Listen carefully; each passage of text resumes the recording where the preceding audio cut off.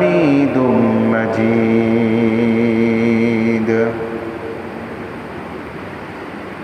الحمد لله রব্বে করিমের দরবারে অসংখ্য অগণিত শুকরিয়া, যিনি আমাদেরকে জুমার দিনে আমাদের সমস্ত ঝামেলা পেছনে রেখে, ব্যস্ততা পেছনে ঠেলে মসজিদে আসার তৌফিক দান করেছেন। কোরআন ও সুন্নাহর কিছু আলোচনা আমাদেরকে অংশগ্রহণের তৌফিক দান করেছেন। এজন্য মালিকের দরবারে শুকরিয়া আদায় করছি, আলহামদুলিল্লাহ।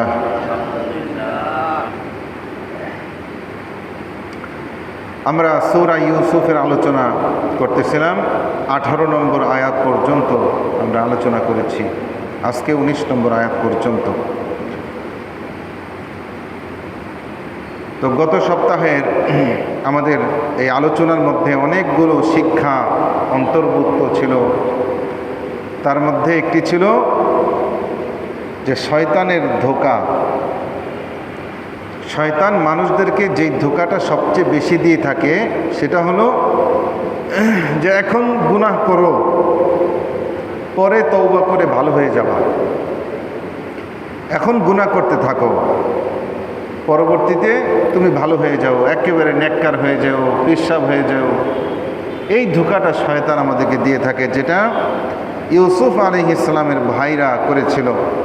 তারা বলেছিল যে ইউসুফকে তোমরা হত্যা করো, অথবা দূরে কোথাও রেখে আসো, যাতে তোমাদের পিতার সম্পূর্ণ মনোযোগ তোমাদের প্রতি থাকে, এরপরে তোমরা ভালো মানুষ হয়ে যাবে। ওয়াতাকুনু মিন বাদিহি কওমান সলিহিন, এরপর তোমরা ভালো হয়ে যাবে, আগে হত্যা করো। তাহলে এটা হলো শয়তানের একটা ধোঁকা। কারণ পরবর্তী সময় এই তাওবার সুযোগ আমার হবে কিনা, তাওবা আমি করতে পারবো কিনা, এই বিষয়টা তো নিশ্চিত কেউ বলতে পারে না। কারণ মানুষের হায়াতের পরিব্যাপ্তি কতটুকু এটা কেউ জানে না। আর হায়াত থাকলেও সে যে তাওবা করতে পারবে এটার কোনো নিশ্চয়তা নাই। কারণ আল্লাহ যাকে তাওবা করার সুযোগ দেয় সেই শুধুমাত্র তাওবা করতে পারে। তা আজকে 19 নম্বর আয়াত পর্যন্ত যে হযরত ইউসুফ আলাইহিস সালামকে তারা কুয়ার মধ্যে ফেলে তার গায়ের জামার মধ্যে একটি বকরি জবাই করে মিথ্যা রক্ত লাগিয়ে বাবার কাছে নিয়ে আসলো। হযরত ইয়াকুব আলাইহিস সালাম তিনি ধৈর্য ধারণ করলেন। তিনি বললেন ফাসবরুন জামিল, যে এখন ধৈর্য ধরা এটাই আমার জন্য উত্তম। তোমরা যা বলতেছো এই বিষয়ে আমার সাহায্যের স্থান একমাত্র আল্লাহ। এবার ইউসুফ আলাইহিস সালামকে তারা কুয়ার মধ্যে ফেলে তো চলেই আসলো। তো এই পথ দিয়ে একটি বাণিজ্যিক কাফেলা কুয়ার পাশ দিয়ে তারা যাচ্ছিল। তো কুয়া দেখে একজন পানি সংগ্রাহক তাকে পাঠাইলো, যাও পানি নিয়ে আসো। তো পানি সংগ্রাহক যিনি ছিলেন তিনি বালতি ফেললেন কুয়ার মধ্যে। আগে তো কূপ থেকে বালতির মাধ্যমে পানি উঠানো হতো।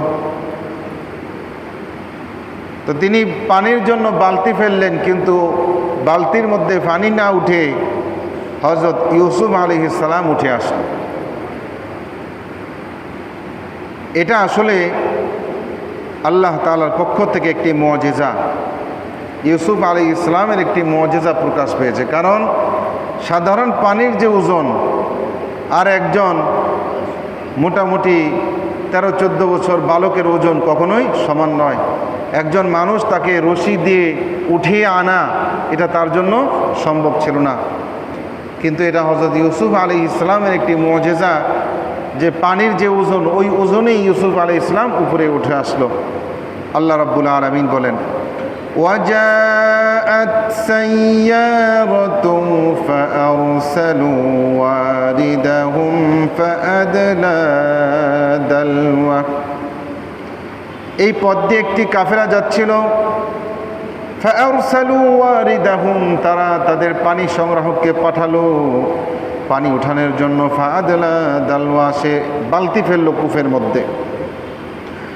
قال يا بشرى هذا غلام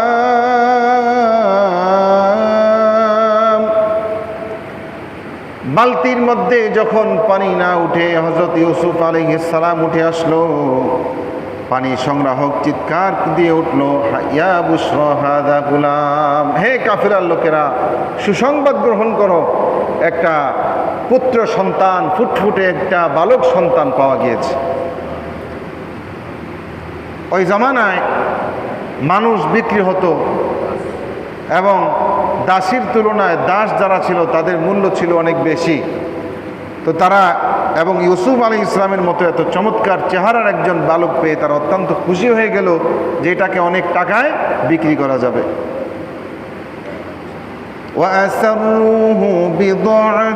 আল্লাহ বলেন তারা ইউসুফ আলাইহিস সালামকে পণ্য হিসাবে গণ্য করে, মাল হিসাবে ধরে তারা তাকে লুকিয়ে ফেললো, যে কেউ দেখলে তো আবার একে নিয়ে যাবে বা দাবি করে বসতে পারে কেউ।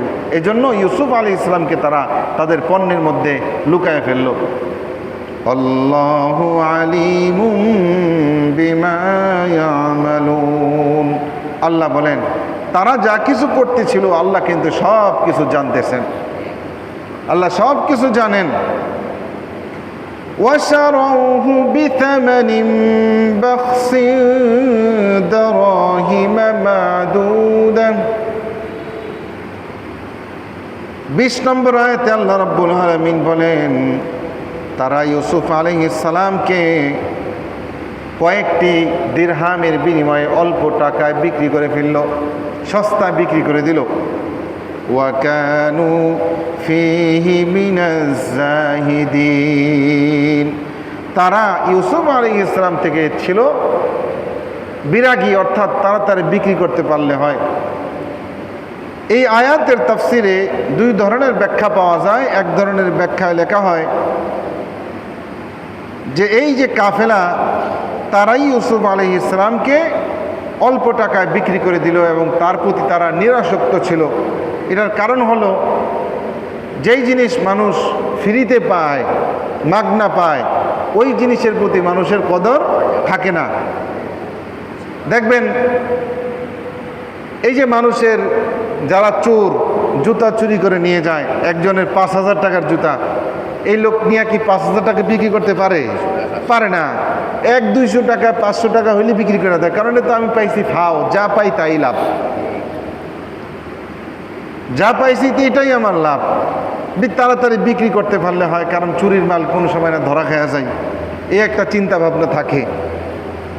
অন্য আয়াতে, এই আয়াতের ব্যাখ্যায় অন্য তাফসিরের মধ্যে লেখা যে না, বিষয়টা হলো এরকম যে ইউসুফ আলাইহিস ইসলামের যেই 10 ভাই, এর মধ্যে সবচেয়ে বড় যে ইয়াহুদা তার নাম, সে প্রতিদিন এসে সে কুফের কাছে খবর নিত যে মারা গেল নাকি আছে, এবং তাকে কিছু খাবারও দিয়ে যাইত। ভাই হিসাবে একটু দয়া মায়া তার মধ্যে ছিল, কিছু খাবার কূপের মধ্যে ফেলত।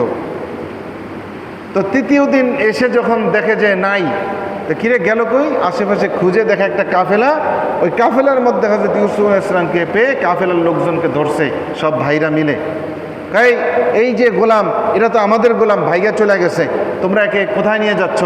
আচ্ছা ঠিক আছে, তোমরা যদি নিতে চাও তাহলে আমরা কম টাকায় বিক্রি করে দেব। কারণ তাদের উদ্দেশ্য হলো যে কোনোভাবেই ইউসুফ আলাইহিস সালামকে এই অঞ্চল থেকে দূরে তাড়িয়ে দেওয়া। যেহেতু তাদের উদ্দেশ্য হাসিল হইতেছে, সুতরাং অল্প টাকায় তাকে বিক্রি করে দিল। আল্লাহ রাব্বুল আলামিন বলেন وقال الذي اشتراه من مصر لامرأته أكرمي مثواه। ইউসুফ আলাইহিস সালামকে তারা নিয়ে গেল মিশরের বাজারে, মিশরের গোলাম বিক্রির বাজারে নিয়ে গেল কাফেলার লোকজন।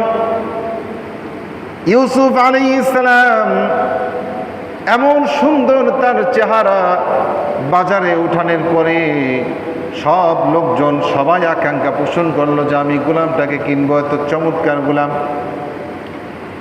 কিন্তু মিশরের যিনি বাদশাহ ছিলেন, ওই বাদশাহ কাফেলার কাছ থেকে ইউসুফ আলাইহিস সালামকে দেখে তার এত পছন্দ হয়ে গেছে, বাদশাহ আজিজে মিশর, যার নাম মিশরের বাদশাহ ইউসুফ আলাইহিস সালামকে ক্রয় করে নিল।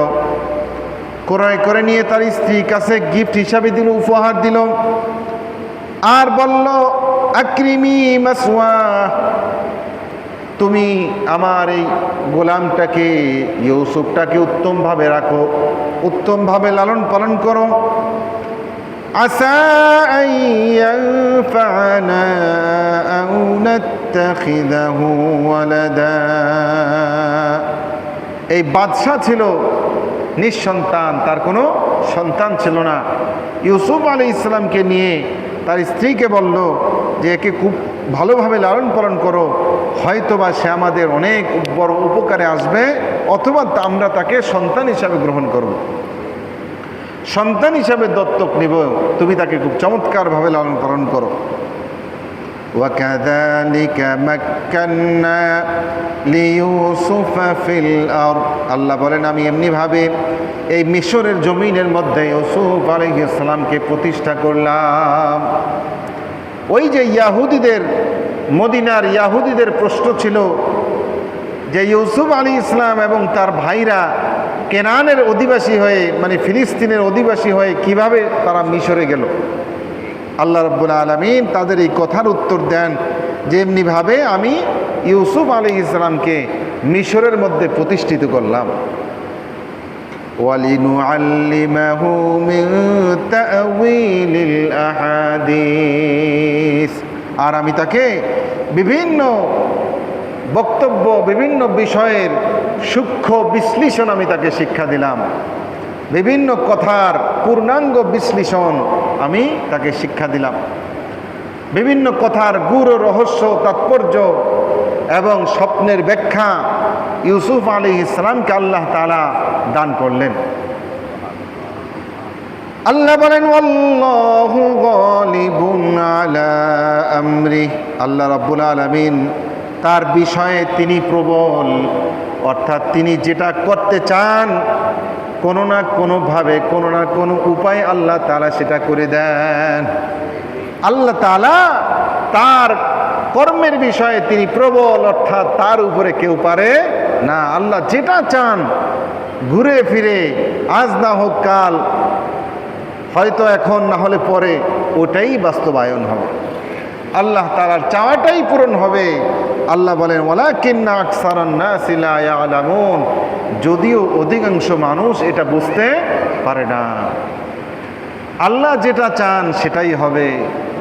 আল্লাহ রাব্বুল আলামিন চেয়েছিলেন হযরত ইউসুফ আলাইহিস সালাম একদিন মিশরের বাদশাহ হয়ে যাবে, ঘুরিয়ে ফিরিয়ে কিন্তু সেটাই বাস্তবায়ন হয়ে গিয়েছে।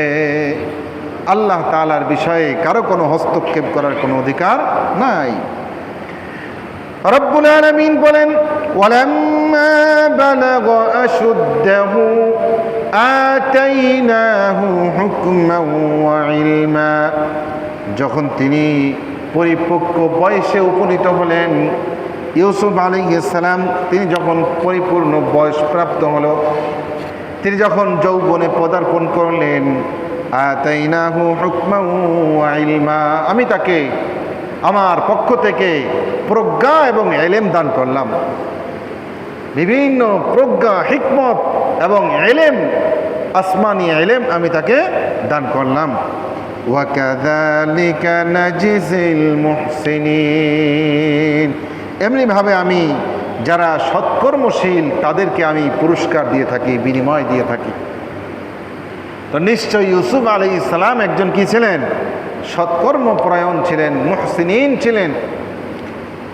রব্বুল আলামিন বলেন وراودته التي هو في بيتها عن نفسه, ইউসুফ আলাইহিস সালাম যখন যৌবনে পদার্পণ করলো, তার রূপ সৌন্দর্য, শৌর্য বীর্য পূর্ণ মাত্রায় প্রকাশ পেয়ে গেল। এবার আজিজে মিশরের যে স্ত্রী ছিল তার নাম জুলাইখা বলা হয় তাফসীরের কিতাবে। জুলাইখার কুদৃষ্টি পড়ে গেল হযরত ইউসুফ আলাইহিস সালামের প্রতি। বিভিন্ন কিতাবে লেখা হয় যে জুলাইখার পিতাও ছিল পার্শ্ববর্তী এক রাষ্ট্রের বাদশাহ। তো জুলাইখা ছিল তৎকালীন সময়ে সবচাইতে সুন্দরী। এবার জুলাইখা যখন পূর্ণ বয়সে পদার্পণ করলো, যুবতী হয়ে গেল, তো হঠাৎ একদিন জুলাইখা স্বপ্নে দেখে যে ঘোড়ায় চড়ে একজন সুদর্শন যুবক, এমন চমৎকার যুবক আর সে কোনো দিন দেখে নাই। সে আসলো, এসে তার সাথে কথা বলল, দুজনকে ভালো লাগলো। এবং এই স্বপ্নের মধ্যেই ওই যুবক তার নিজের হাতের আংটি জুলাইখাকে দিল, জুলাইখার আংটি যুবক গ্রহণ করল। ঘুম ভেঙে গেল। জুলাইখা উঠে দেখে যে তার হাতে তার আংটি নাই, ওই যুবকের দেওয়া আংটি তার হাতে। ঘুম ভাঙ্গার পরে জুলাইখা আশেপাশে কয়েক রাত যে যুবককে তালাশ করলো, কিন্তু যুবক নাই, যুবককে কোথাও পাওয়া যায় না। জুলাইখা উদাসীন হয়ে গেল, কোনো কিছুতেই তার মন বসে না। তার পিতা এটা অবলোকন করলে তাকে বিবাহের প্রস্তাব দিল যে ঠিক আছে, তোমাকে বিবাহ করিয়ে দেই। এবার জুলাইখা বলল, বিয়েতে আমি রাজি, একটা শর্ত। সেই শর্ত হলো, যেই যুবক আমাকে বিবাহ করতে আসবে আমি তাকে দেখব, যদি পছন্দ হয় বিবাহ করব। জুলাইখার মনের ইচ্ছা হলো, এই আমাকে বিবাহ করতে আশেপাশে 10 রাজ্যের রাজকুমাররা আসবে, আমি দেখব ওই যুবকটা আছে কিনা, স্বপ্নে দেখা ওই যুবকটাকে আমি পাই কিনা, এটা আমি দেখব। এই নিয়তে সে রাজি হয়ে গেল। কিন্তু অনেক যুবক আসে, কিন্তু কাউকে স্বপ্নের দেখা যুবকের সাথে মিলে না। হঠাৎ একদিন আবার রাত্রিবেলা স্বপ্নের মধ্যে দেখা যুবকের সাথে। এবার যুবককে বলতেছে যে আপনি কোথায় গেলেন, আপনাকে তো আমি কোথাও পাই না।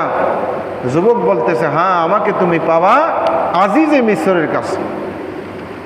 এবার আজিজে মিসর বিবাহের প্রস্তাব দিলের পরে জুলাইখা মনে করলো যে নিশ্চয়ই যেহেতু স্বপ্নে বলছে আজিজে মিসরের কাছে গেলে পাওয়া যাবে, সেই মনে হয় যুবক রাজি হয়ে গেছে না দেখে। কিন্তু বিবাহের পরে দেখলো যে না, এটা আসলে সেই যুবক না। জুলাইখা এবার অপেক্ষা করতে থাকলো। অপেক্ষা করতে করতে করতে করতে ইউসুফ আলাইহিস সালাম ছোটবেলায় আসলো গোলাম হিসাবে। তিনি যখন যৌবনে পদার্পণ করলেন, জুলাইখার ওই স্বপ্নের কথা মনে হয়ে গেল, হায়, এই তো সেই যুবক। এটা ছিল আল্লাহ তাআলার পক্ষ থেকে এক বিশাল বড় পরীক্ষা। এবার জুলাইখা হযরত ইউসুফ আলাইহিস সালামের রূপ সৌন্দর্য দেখে তার প্রতি আসক্ত হয়ে গেল। আল্লাহ রাব্বুল আলামিন বলেন, ওয়ারাওয়াদাতুহুল্লাতী হুয়া ফি বাইতিহা আন নাফসি। জুলাইখা হযরত ইউসুফ আলাইহিস সালামকে ঘরের মধ্যে নিয়ে তাকে তার দিকে ফুসলাতে লাগলো। অপকর্মের জন্য তাকে বিভিন্নভাবে ফুসলাতে শুরু করলো। وغلقت الأبواب وقالت هيت لك। এবং ঘরের সকল দরজা বন্ধ করে দিল। আবওয়াব, এখানে বাবুনের বহুবচন আবওয়াব, অর্থাৎ অনেক দরজা, 1-2টা দরজা নয়। এবং তাকে বলল, আমার দিকে আসো। হযরত ইউসুফ আলাইহিস সালাম বললেন, ক্বালা মাআযাল্লাহ। তিনি পয়গম্বর সুলভ আচরণে সর্বপ্রথমেই তিনি আল্লাহ তাআলার কাছে আশ্রয় প্রার্থনা করলেন। আমি আল্লাহর আশ্রয় প্রার্থনা করি। তাফসীরের কিতাবে লেখে, কোনো মানুষ যখন কোনো অপকর্মের মধ্যে জড়িয়ে পড়ার জন্য একেবারে উপক্রম হয়ে যায়, গুনাহ থেকে বাঁচা তার জন্য কষ্টসাধ্য হয়ে যায়, এমন সময় কোনো যুবক, কোনো আল্লাহর বান্দা, কোনো আল্লাহর বান্দি যদি নিজেকে গুনাহের মধ্যে সমর্পণ না করে আল্লাহ তাআলার কাছে আশ্রয় চায়, আল্লাহ রাব্বুল আলামিন অবশ্যই তাকে গুনাহ থেকে বাঁচিয়ে দেবেন। মানুষ শয়তান থেকে বাঁচতে চায়, কিন্তু শয়তানের সাথে বাঁচা সম্ভব না, তার সাথে যুদ্ধ করে পারা যাবে না। কারণ শয়তান, সেও কিন্তু আল্লাহর পক্ষ থেকে এসেছে, তাকে কিন্তু আল্লাহই পাঠিয়েছে পরীক্ষা নেওয়ার জন্য, ঠিক কিনা? নাকি শয়তান অন্য কিছু? সেও আল্লাহ তাআলার হুকুম ছাড়া চলতে পারে না। যেমন দেখবেন যারা বিত্তবান লোক তাদের বাড়িতে কিছু বিদেশি কিছু কুকুর থাকে, আছে কি নাই? জার্মানি শেফার্ড, আমেরিকান বিভিন্ন ভয়ঙ্কর হিংস্র কুকুর। আপনি যখন তাদের বাড়িতে যাবেন, ওই কুকুর আপনাকে আক্রমণ করবে। আপনি যতই তাকে কলা সন্দেশ রুটি দেন না কেন, সে কিন্তু খাবে না, কারণ সে ট্রেনিং প্রাপ্ত। এবার মালিক যদি উপর থেকে একটা ডাক দেয়, এই কুকুর, মানে এটা আমার মেহমান, তাইলে কিন্তু কুকুর ঠান্ডা, ঠিক কিনা? ঠিক তেমনিভাবে কিতাবে লেখে যে শয়তান হলো আল্লাহ তাআলার কুকুর। এখান থেকে আপনি এর সাথে যতই যুদ্ধ লড়াই করেন, আপনি বাঁচতে পারবেন না। কিন্তু আপনি যখনই বলবেন আউযু বিল্লাহি মিনাশ শাইতানির রাজীম, ওগো আল্লাহ, আমি বিতাড়িত শয়তান থেকে আপনার কাছে আশ্রয় প্রার্থনা করি, আল্লাহ রাব্বুল আলামিন ওই কুকুরকে থামায় দিবেন। কথা বলেন ঠিক না? এই যে দেখেন না, নিকৃষ্ট ইহুদিরা, ইসরায়েল, এরা হলো আমেরিকার কুকুর, ঠিক কিনা? আমেরিকা যারে বলে তুই ধর, ওরে গিয়া ধরে। আমেরিকা যদি বলে এই ঠান্ডা, আবার কি হয়? ঠান্ডা হয়ে যায়। এরা কত বড় দুষ্ট, কত বড় শয়তান। আমরা ইরানে আক্রমণ করতে বলি নাই, আবার বলে কয় আমেরিকা, ইরান যদি আমাদের কথা না শুনে তাহলে কিন্তু তাদের অবস্থা আরো খারাপ হয়ে যাবে। তার মানে কি? যে আমরাই তাকে কি করছি, এই ইসরায়েলকে লেলিয়ে দিয়েছি তোমার পেছনে। কত বড় দুষ্ট। ইরান সামরিক স্থাপনায় হামলা করেছে বর্বর ইহুদিদেরকে। সেখানে একটি হাসপাতাল রয়েছে যেখানে গাজায় যুদ্ধে যে সমস্ত সৈন্যরা তাদের আহত হয়, তাদেরকে ওই হাসপাতালে চিকিৎসা দেওয়া হয়। ওইটা কিন্তু হাসপাতাল না, ওইটাও একটা সেনা একটা ক্যাম্প, ঠিক কিনা? এখানে হামলা করেছে। এখন কি বলে, যারা হাসপাতালে হামলা করে এরা হলো জমিনের বুকে সবচাইতে নিকৃষ্ট, ইহুদির বাচ্চা বলে। কিন্তু তারা কিন্তু গাজা শহরের মধ্যে এমন কোনো হাসপাতাল, ফিলিস্তিনে এমন কোনো হাসপাতাল নাই যেখানে তারা আক্রমণ করে নাই। এটার কোনো বিচার নাই, কিন্তু তাকেও হাসপাতালে আক্রমণ করলো, এটার কি আছে? এটার জন্য তারা বিচার দাবি করে। তাহলে বোঝা গেল আল্লাহ রাব্বুল আলামিন এখানে আমাদেরকে বুঝালেন, হযরত ইউসুফ আলাইহিস সালাম তিনি যখন একেবারে এমন পাপের মধ্যে নিমজ্জিত, প্রায় যেখান থেকে বাঁচার কোনো উপায় নাই, ঘরের সকল দরজা বন্ধ করে দিল। তাফসীরের কিতাবে লেখে রূপসী যুবতী জুলাইখা তার শরীরের সব কাপড়গুলো খুলে ফেলল। এবার ইউসুফ আলাইহিস সালামকে ডাক দিল, হাই তালাক, এদিকে আসো।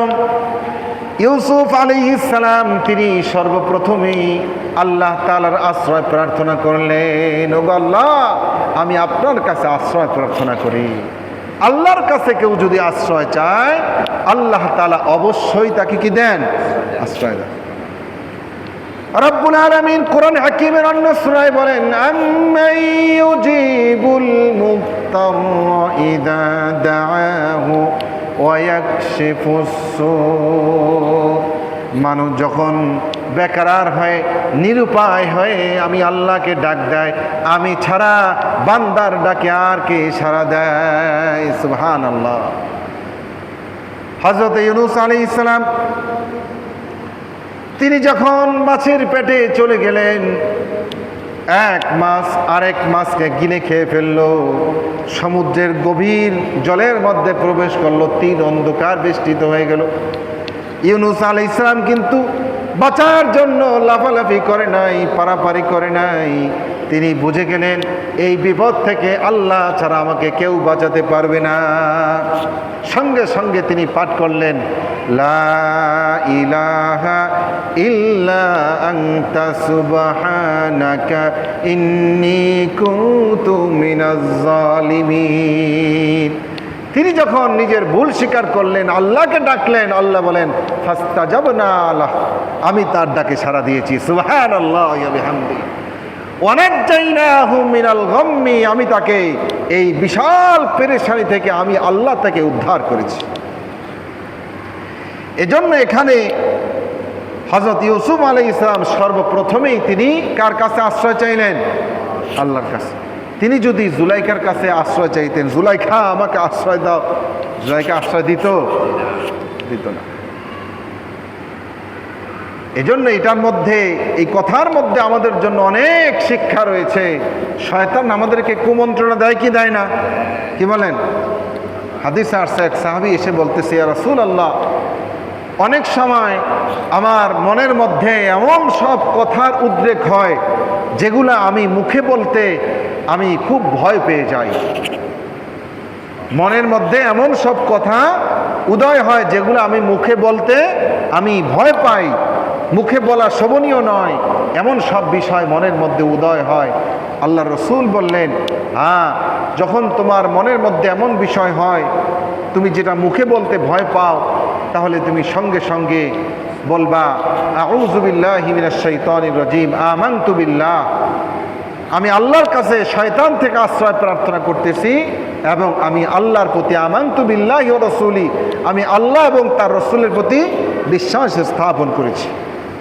কখনো কখনো শয়তান মানুষের মনের মধ্যে এমন সব বিষয় উদয় করে, যেমন কথার কথা যে আল্লাহ কি আসলেই আছে কি নাই, নাউযুবিল্লাহ মিন যালিক।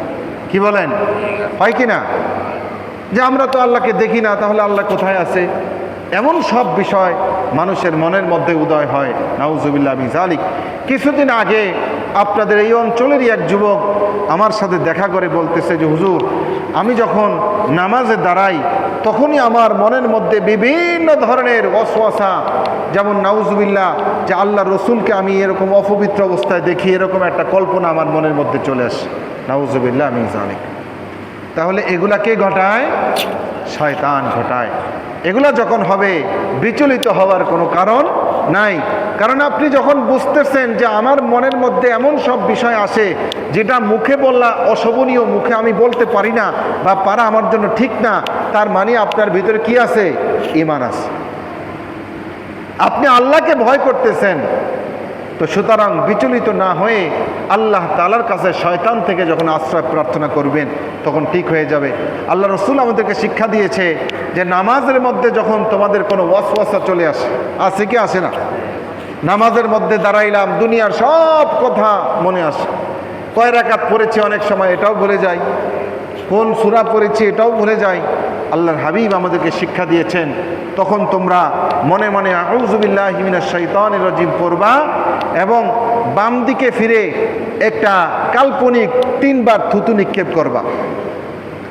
বাম দিকে কল্লাটা একটু ঘুরিয়ে, মাথা ঘুরিয়ে 3 বার তোমরা রূপক থুতু নিক্ষেপ করবা। তার মানে শয়তান আসে বাম দিক থেকে, ওয়াসওয়াসা বাম দিক থেকে আসে, আর আমি শয়তানকে থুতু নিক্ষেপ করে দিলাম, যা শয়তান। দেখবেন সঙ্গে সঙ্গে আপনার মনের সব ওয়াসওয়াসা দূর হয়ে গিয়েছে। হযরত ইউসুফ আলাইহিস সালাম এবার বললেন, মাআযাল্লাহ, আমি আল্লাহর কাছে আশ্রয় প্রার্থনা করতেছি। এরপর তিনি নবী সুলভ ভঙ্গিতে এবার জুলাইখাকে উপদেশ দিলেন, ইন্নাহু রাব্বি আহসানা মাসওয়াই, নিশ্চয়ই তোমার স্বামী যিনি আমার প্রতিপালক, দুনিয়াবী প্রতিপালক, তিনি আমাকে উত্তমভাবে বাসস্থান দিয়েছেন, থাকতে দিয়েছেন। সুতরাং আমি তার গোলাম হয়ে তার স্ত্রীর দিকে হাত বাড়ানো এটা নিঃসন্দেহে একটা জুলুম হবে। আমি এই সামান্য তোমার স্বামীর নিয়ামত ভোগ করে যদি তার সাথে এই অকৃতজ্ঞতা আমি করতে না পারি, তাহলে তুমি তো আরও বেশি তার সাথে অকৃতজ্ঞতা করতে পারো না। কারণ তিনি তোমারও স্বামী, তোমাকে উত্তমভাবে লালন পালন করতেছেন, তোমারও এটা উচিত নয়। যদি এরকম করো বা আমি করি, আমরা জালেম হয়ে যাব।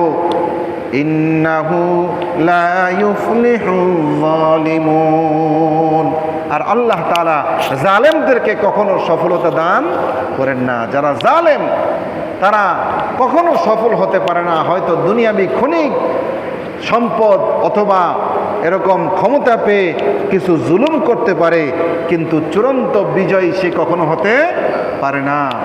সুতরাং ইউসুফ আলাইহিস সালাম জুলাইখাকে উপদেশ দিল যে নিশ্চয়ই এটা জুলুম, এই জুলুম থেকে তুমি বিরত থাকো। রব্বুল আলামিন বলেন, ওয়ালাকাদ হাম্মাত বি وهم بها لولا أن رأى برهان ربي। জুলাইখা ইউসুফ আলাইহিস সালামকে নিয়ে বিভিন্ন বাজে কল্পনা করতে লাগলো, বিভিন্ন চিন্তা ফিকির কুমন্ত্রণা তার মধ্যে কাজ করতে লাগলো। ওয়াহাম্মা বিহা, ইউসুফ আলাইহিস সালামও তিনি জুলাইখাকে নিয়ে বাজে চিন্তা করতেন। লাউলা আর রাআ বুরহান রব্বি, যদি না তার প্রতিপালক ইউসুফ আলাইহিস সালামের প্রতিপালক ইউসুফ আলাইহিস সালামকে বিভিন্ন বুরহান মানে দলিল, স্পষ্ট দলিল যদি না দেখাতেন, তাহলে ইউসুফ আলাইহিস সালামও এই মামলায় ফেঁসে যেতেন, কুমন্ত্রণা তার মধ্যেও চলে আসতো। তাফসীরে কিতাবে লেখে বুরহান রব্বি, আল্লাহ রাব্বুল আলামিনের পক্ষ থেকে বুরহান দেখানো হয়েছে, দলিল দেখানো হয়েছে। এক তাফসীরে লেখে ইউসুফ আলাইহিস সালাম দেয়ালের দিকে তাকালেন, তিনি দেখলেন তার পিতা হযরতে ইয়াকুব আলাইহিস সালাম মুখে আঙ্গুল দিয়ে বলতেছে, আফসোস বেটা, এটা তোমার জন্য শোভনীয় নয়। আল্লাহ তাআলা দেখালেন। অন্য তাফসীরে লেখে যে একজন ফেরেশতা হযরত ইউসুফ আলাইহিস সালাম নবুয়তের যে নাম রয়েছে সেই নবুয়তের নামের উপরে কলম ধরে রেখেছে, অর্থাৎ ইউসুফ আরেকটু যদি সীমালঙ্ঘন হয়ে যায় মনের মধ্যে, তাহলে তোমার এই নামের উপরে কিন্তু কলম চলে যাবে, কাটা পড়ে যাবে তোমার নবুয়তের নাম। আল্লাহ রাব্বুল আলামিন কি দেখিয়েছেন এটা আল্লাহই ভালো জানেন। আল্লাহ রাব্বুল আলামিন বলেন, লাউলা আর রাআ বুরহান রাব্বি, যদি না আল্লাহ তাআলা তাকে দলিল না দেখাতেন, বুরহান না দেখাতেন, তাহলে ইউসুফ আলাইহিস সালামও তার মনের মধ্যে জুলাইখাকে নিয়ে বিভিন্ন কল্পনা জল্পনা শুরু করে দিতেন। কিন্তু আল্লাহ রাব্বুল আলামিন তাকে বাঁচালেন। আল্লাহ বলেন, কাযালিকা লিনাসরিফা আনহুস সুআ ওয়াল ফাহশা, এমনিভাবে আমি তার থেকে মন্দ এবং অশ্লীল বিষয়কে দূরে রেখেছি। সুবহানাল্লাহ। আল্লাহ তাআলা নিজ কুদরতে, যেহেতু তিনি আল্লাহ তাআলার কাছে আশ্রয় চেয়েছেন, সুতরাং আল্লাহ তাআলাই তার থেকে মন্দ এবং অশ্লীল বিষয়কে দূরে রেখেছেন। ইন্নাহু মিন ইবাদিনাল মুখলাসিন, আল্লাহ বলেন নিশ্চয়ই ইউসুফ আমার নির্বাচিত বান্দাদের মধ্য থেকে একজন বান্দা। সুবহানাল্লাহ। আমি যাদেরকে নির্বাচন করেছি নবী হিসাবে, আমি যাদেরকে মনোনীত করেছি, ইউসুফ আলাইহিস সালামও তাদের মধ্য থেকে একজন। সুবহানাল্লাহ। এবার হযরত ইউসুফ আলাইহিস সালাম চিন্তা করলেন, আল্লাহ তাআলার কাছে আশ্রয় চেয়েছি, আল্লাহ তাআলাই আমাকে আশ্রয় দিবেন। আল্লাহর প্রতি তার পূর্ণ বিশ্বাস ছিল, আল্লাহর প্রতি তার পূর্ণ আস্থা ছিল। আল্লাহ আমাকে বাঁচাবেন, কিন্তু আমার যতটুকু সামর্থ্য রয়েছে গুনাহ থেকে বাঁচার, আমি সেতটুকু অবলম্বন করি। গুনাহ এসে গেছে, বাঁচতে পারি নাই, গুনার মধ্যে পড়ে গেছি, এই কথা কেউ যাতে বলতে না পারে। আল্লাহ রাব্বুল আলামিন বলেন, ওয়াস্তাবাকাল বাব, ইউসুফ আলাইহিস সালাম দরজার দিকে দৌড় দিলেন। আল্লাহ তাআলা আমাদেরকে এই আয়াতের মাধ্যমে শিক্ষা দিচ্ছেন, বান্দা তুমি যখন গুনাহের মধ্যে নিমজ্জিত হতে একেবারে দ্বার প্রান্তে চলে আসবা, সর্বপ্রথম আল্লাহর কাছে আশ্রয় চাইবা, অতঃপর তোমার যতটুকু সামর্থ্য রয়েছে সামর্থ্য অনুযায়ী তোমাকে চেষ্টা করতে হবে, ঠিক কিনা? এখন মনে করেন যে আপনি বাজার থেকে একটা জিনিস আনতে হবে, আপনার খুব প্রয়োজন, কিন্তু আপনি বসে আছেন যে আল্লাহ আমাকে ব্যবস্থা করে দিবে, এটা হবে? হবে না। আপনার সামর্থ্য রয়েছে, বাজার আপনি হেঁটে যাবেন, এরপরে সেটা আপনি সংগ্রহ করবেন, এই দায়িত্ব আল্লাহ আপনাকে দিয়েছে। গুনাহ আপনার সামনে চলে এসেছে, কিন্তু আপনি কিছু করতে পারেন না, এই কথা আল্লাহ রাব্বুল আলামিন মানবেন না। উদাহরণস্বরূপ বলা যায় যে অনেক গাড়ির মধ্যে বিভিন্ন অশ্লীল নাটক সিনেমা আছে, কি আছে না? গাড়ির মধ্যে চলে কি চলে না? তো এখন আপনি একজন মুসলমান হিসাবে আপনার দায়িত্ব হলো সর্বপ্রথম গাড়ির চালক যিনি বা দায়িত্বশীল যিনি, তাকে বলা যে ভাই আমরা মুসলমান, আমরা এই সমস্ত অশ্লীল জিনিস দেখতে চাই না। আপনি তাকে বলেন যে এগুলো আপনি বন্ধ করেন। এরপরেও যদি সে আপনার কথা অমান্য করে, বন্ধ না করে, এবার আপনি নিচের দিকে তাকিয়ে থাকলেন, তাহলে আপনি গুনাহ থেকে বেঁচে যাবেন। কিন্তু আপনি যদি মনে করেন যে বললে বন্ধ করে কি করে না, কি বলেন, হ্যাঁ করতেও পারে, নাও করতে পারে, চুপ করে বসে থাকলেন, আপনিও শুনলেন, এগুলা দেখলেন, তাহলে আপনি কি হবেন? গুনাহগার হয়ে যাবেন। এজন্য আল্লাহ রাব্বুল আলামিন এখানে আমাদেরকে শিক্ষা দিয়েছেন, ইউসুফ আলাইহিস সালাম আল্লাহর কাছে আশ্রয় প্রার্থনা করে তিনি বসে থাকেন নাই, বরঞ্চ তিনি দরজার দিকে দৌড় দিলেন। ওয়াস্তাবাকাল বাব, দরজার দিকে দৌড় দিলেন। এবার জুলাইখাও তার পেছনে পেছনে দৌড় দিল। وقدت قميصه من دبر وألف يا سيدها لدى الباب, এবং ইউসুফ আলাইহিস সালামকে তার জামার পেছন থেকে ধরেছে, তাকে রোধ করার জন্য, আটকানোর জন্য জামার পেছন থেকে ছেড়ে গিয়েছে, আর আল্লাহ তাআলার হুকুমে সব দরজাগুলো খুলে গিয়েছে। সুবহানাল্লাহ, সব দরজাগুলো খুলে গিয়েছে। খোলার পরেই আল্লাহ তাআলা বলেন যে দরজার সামনেই ইউসুফ আলাইহিস সালাম, সাইয়্যিদাহা, জুলাইখার যিনি স্বামী, আজিজে মিসর, তার যিনি মুনিব, তাকে দরজার সামনে দণ্ডায়মান দেখলো। এবার দেখার সঙ্গে সঙ্গে জুলাইখার উক্তি কি ছিল? মহিলাদের কুমন্ত্রণা, তাদের ষড়যন্ত্র কত গভীর। আল্লাহ রাব্বুল আলামিন বলেন, قالت ما جزاء من أراد بأهلك سوء, জুলাইখা বলল, হে আমার স্বামী, যে গোলাম তার মুনিবের স্ত্রীর সাথে অপকর্ম করতে চায়, তার শাস্তি কি হতে পারে? সঙ্গে সঙ্গে তার মুভমেন্ট চেঞ্জ হয়ে গেল। সে বললে, মা জাযাউ মান আরাদা বিআহলিকা সু, যিনি আপনার স্ত্রীর সাথে অপকর্ম করতে চায় তার শাস্তি কি হতে পারে? এবার নিজেই আবার বিচার করতেছে, ইল্লা আইয়ুসজানা আও আযাবুন আলীম, তার দুটা শাস্তি হতে পারে। এক নম্বরে হইতে পারে তার হলো যাবজ্জীবন জেলখানা, অথবা তাকে কঠিন শাস্তি দেওয়া হবে। বিচার দিল সে, আবার নিজেই কি করলো? বিচার করলো, রায় দিল, বিচারের রায় কত বড় মারাত্মক। আল্লাহ রাব্বুল আলামিন আমাদেরকে দাজ্জাল এবং মহিলাদের ফিতনা থেকে মউত পর্যন্ত হেফাজত করেন, বলেন আমিন। আল্লাহ রসুল বলেছে যে আমার মৃত্যুর পরে আমার উম্মতের জন্য মহিলাদের চাইতে বড় ফিতনা আমি আর কাউকে রেখে যাচ্ছি না। মহিলা এত বড় ফিতনা। ইসলামের যে সোনালী যুগ ছিল, ইসলামের সোনালী যুগ, আমরা যাকে মনে করি যে আল্লাহ রসুলের জিন্দিগির, সাহাবীদের জিন্দিগি, এরপর এরকম উমাইয়া শাসনামল, আব্বাসীয় শাসনামল, ওই সময়েও কিছুটা ইসলামের জয় জয়কার ছিল। এমনিভাবে এর অনেক পরে এসেছে সুলতান সালাউদ্দিন আইয়ুবী রহমতুল্লাহি আলাই, তিনি ওরকম বাইতুল মুকদ্দাসকে স্বাধীন করেছিলেন, অনেক দিন পর্যন্ত শাসন করেছেন। ক্রুসেড আমাদের বিরুদ্ধে যুদ্ধ করেছে, বর্তমানে এই নব্য ক্রুসেডাররাও যুদ্ধ করছে। এদের প্রধান অস্ত্র ছিল নারী। আমাদের এই সুন্দর শাসন, মুসলমানদের সুন্দর ইতিহাস, সোনালী ইতিহাসকে নষ্ট তারা করেছে নারীদের মাধ্যমে। তারা প্রশিক্ষিত নারীদেরকে মুসলমান সুলতানদের কাছে পাঠিয়ে দিত। তারা এসে এ সমস্ত সুলতানদেরকে বিভিন্ন কুপরামর্শ দিত, তাদের তথ্য বাহিরে পাচার করত। যেমনিভাবে আমরা এখন পেপার পত্রিকার মাধ্যমে পেয়ে থাকি যে ইরানের মধ্যেই যে হামলা হলো, সেনাপ্রধান এমনিভাবে যারা পারমাণবিক বিজ্ঞানী যাদেরকে হত্যা করলো কয়েকদিন আগে, টার্গেট কিলিং, এটার পেছনে কাজ করেছে ফ্রান্সের একজন মহিলা, ফরাসি মহিলা।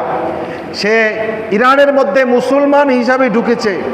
মুসলমান হিসাবে ঢুকে সে প্রথমে কি করেছে? সৌদির বিরুদ্ধে, ইসরায়েলের বিরুদ্ধে এমনভাবে লেখালেখি করেছে যে সে খুব ইরানের খুব ভক্ত। সে এরকম তার এই প্রজ্ঞা দিয়ে, বুদ্ধি দিয়ে একেবারে সামরিক সর্বোচ্চ পর্যায়ে পৌঁছে গিয়েছে।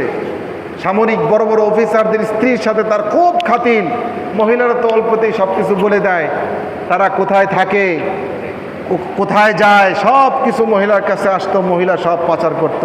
তার এই তথ্যের ভিত্তিতে এই ফিলিস্তিন মোসাদ ইরানের বিজ্ঞানীদেরকে হত্যা করেছে। চিন্তা করেন মহিলারা কি পরিমাণ ডেঞ্জারাস। এজন্য আল্লাহ রসুল সব সময় মহিলাদের ফিতনা থেকে বাঁচার জন্য আশ্রয় প্রার্থনা করত, আল্লাহুম্মা ইন্নী আউযু বিকা মিন ফিতনাতিন নিসা ওয়া মিন ফিতনাতিল মাসিহিদ দাজ্জাল। আল্লাহ, আমি আপনার কাছে দাজ্জাল থেকে এবং মহিলাদের ফিতনা থেকে আশ্রয় চাই। কি বলেন, আছে কি নাই? সমাজের মধ্যে যত রকম চারিত্রিক অধপতন, অবক্ষয়, সব কিছুর পেছনে মহিলাদের হাত আছে কি নাই? আল্লাহ তাআলা মহিলাদের ফিতনা থেকে আমাদেরকে মওত পর্যন্ত হেফাজত করেন, বলেন আমিন। ইনশাআল্লাহ আবার ধারাবাহিক তাফসির চলবে আগামী জুমা থেকে। যারা সুন্নত পড়ে নেয় 4 রাকাত সুন্নত নামাজ পড়ে নেই।